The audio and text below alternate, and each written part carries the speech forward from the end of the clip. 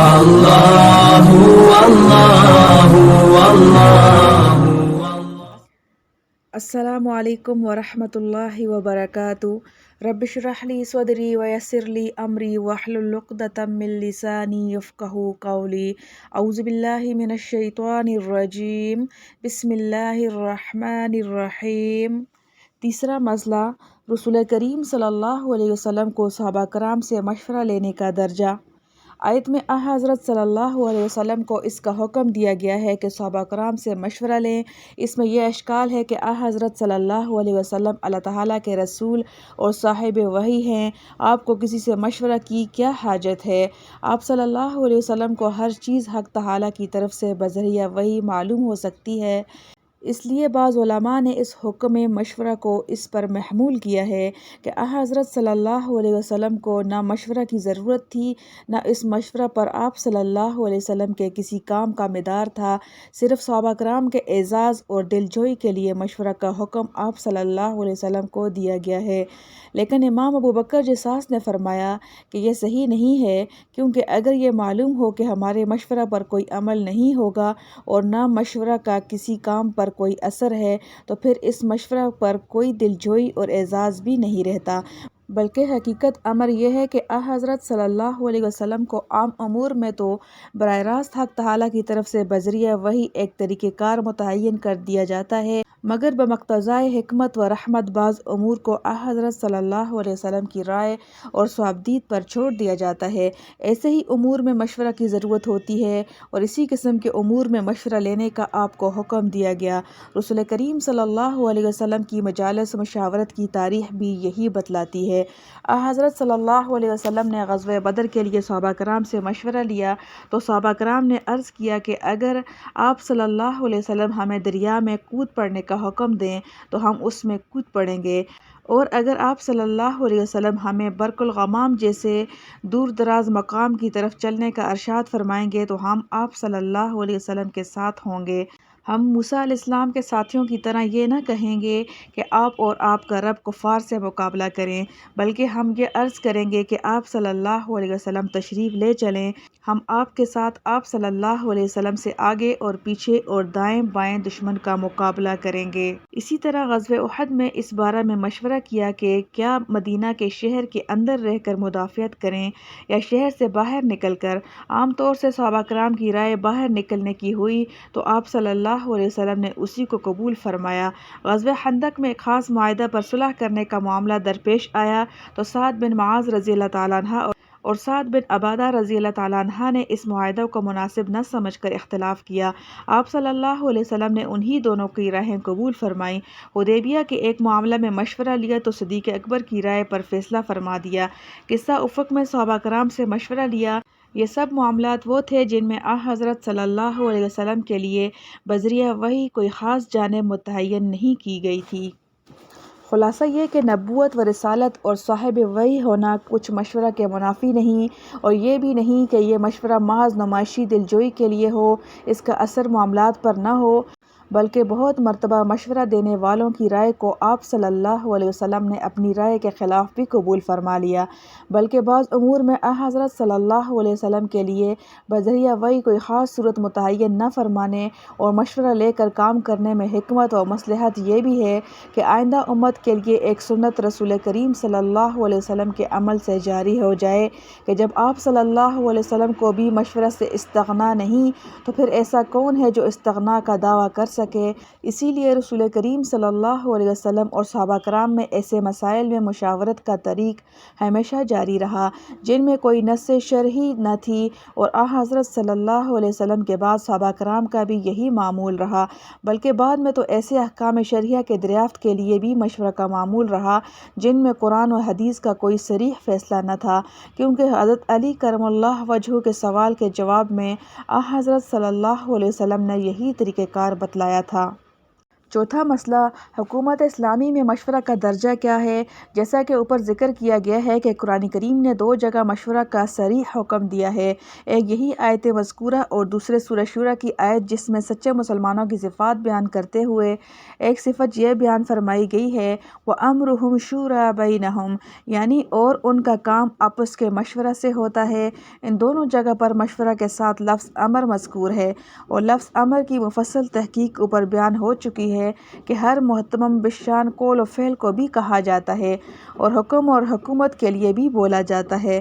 امر کے خواہ معنی اول مراد لیں یا دوسرے معنی حکومت کے معاملات میں مشورہ لینا بہر صورت ان آیات سے ضروری معلوم ہوتا ہے۔ حکم یا حکومت مراد لینے کی صورت میں تو ظاہر ہی ہے، اور اگر معنی عام لیے جائیں جب بھی حکم اور حکومت کے معاملات محتم بالشان ہونے کی حیثیت سے قابل مشورہ ٹھہریں گے۔ اس لیے امیر اسلام کے فرائض میں سے ہے کہ حکومت کے اہم معاملات میں اہل حل و عقد سے مشورہ لیا کرے۔ قرآن کی آیات مذکورہ اور رسول کریم صلی اللہ علیہ وسلم اور خلفائے راشدین کا مسلسل تعامل اس کی روشن سند ہے۔ ان دونوں آیتوں میں جس طرح معاملات حکومت میں مشورہ کی ضرورت واضح ہوئی، اسی طرح ان سے اسلام کے طرز حکومت اور آئین کے کچھ بنیادی اصول بھی سامنے آ گئے کہ اسلامی حکومت ایک شورائی حکومت ہے جس میں امیر کا انتخاب مشورہ سے ہوتا ہے، خاندانی وراثت سے نہیں۔ آج تو اسلامی تعلیمات کی برکت سے پوری دنیا میں اس اصول کا لوہا مانا جا چکا ہے۔ شخصی بادشاہتیں بھی طوعاً و کرہاً اسی طرف آ رہی ہیں، لیکن اب سے 1400 برس پہلے زمانہ کی طرف مڑ کر دیکھیے جبکہ پوری دنیا پر آج کے 3 بڑوں کی جگہ 2 بڑوں کی حکومت تھی، ایک کسریٰ دوسرا قیصر، اور ان دونوں کے آئین حکومت شخصی اور وراثتی بادشاہت ہونے میں مشترک تھے، جس میں ایک شخص واحد لاکھوں کروڑوں انسانوں پر اپنی قابلیت و صلاحیت سے نہیں بلکہ وراثت کے ظالمانہ اصولوں کی بنا پر حکومت کرتا تھا، اور انسانوں کو پالتو جانوروں کا درجہ دینا بھی بادشاہی انعام سمجھا جاتا تھا۔ یہی نظریہ حکومت دنیا کے بیشتر حصہ پر مسلط تھا۔ صرف یونان میں جمہوریت کے چند دھندلے اور ناتمام نقوش پائے جاتے تھے، لیکن وہ بھی اتنے ناقص اور مدھم تھے کہ ان پر کسی مملکت کی بنیاد رکھنا مشکل تھا۔ اسی وجہ سے جمہوریت کے ان یونانی اصولوں پر کبھی کوئی مستحکم حکومت نہیں بن سکی، بلکہ وہ اصول ارسطو کے فلسفہ کی ایک شاخ بن کر رہ گئے۔ اس کے برخلاف اسلام نے حکومت میں وراثت کا غیر فطری اصول باطل کر کے امیر مملکت کا عزل و نصب جمہور کے اختیار میں دے دیا، جس کو وہ اپنے نمائندوں اہل حل و عقد کے ذریعہ استعمال کر سکیں۔ بادشاہ پرستی کی دلدل میں پھنسی ہوئی دنیا اسلامی تعلیمات ہی کے ذریعہ اس عادلانہ اور فطری نظام سے آشنا ہوئی، اور یہی روح ہے اسی طرز حکومت کی جس کو آج جمہوریت کا نام دیا جاتا ہے۔ لیکن موجودہ طرز کی جمہوریتیں چونکہ بادشاہی ظلم و ستم کے رد عمل کے طور پر وجود میں آئیں تو وہ بھی اس پہ اعتدالی کے ساتھ آئیں کہ عوام کو مطلق العنان بنا کر پورے آئین حکومت اور قانون مملکت کا ایسا آزاد مالک بنایا کہ ان کے قلب و دماغ زمین و آسمان اور تمام انسانوں کے پیدا کرنے والے خدا اور اس کی اصلی مالکیت و حکومت کے تصور سے بھی بیگانہ ہو گئے۔ اب ان کی جمہوریت خدا تعالیٰ ہی کے بخشے ہوئے عوامی اختیار پر خدا تعالیٰ کی عائد کردہ پابندیوں کو بھی برخاطر خلاف انصاف تصور کرنے لگیں۔ اسلامی آئین نے جس طرح خلق خدا کو کسریٰ و قیصر اور دوسری شخصی بادشاہتوں کے جبر و استبداد کے پنجہ سے نجات دلائی، اسی طرح ناخدا آشنا مغربی جمہوریتوں کو بھی خدا شناسی اور خدا پرستی کا راستہ دکھلایا اور بتلایا کہ ملک کے حکام ہوں یا عوام خدا تعالیٰ کے دیے ہوئے قانون کے سب پابند ہیں۔ ان کے عوام اور عوامی اسمبلی کے اختیارات قانون سازی اور عزل و نصب خدا تعالیٰ کے مقرر کردہ حدود کے اندر ہیں۔ ان پر لازم ہے کہ امیر کے انتخاب میں اور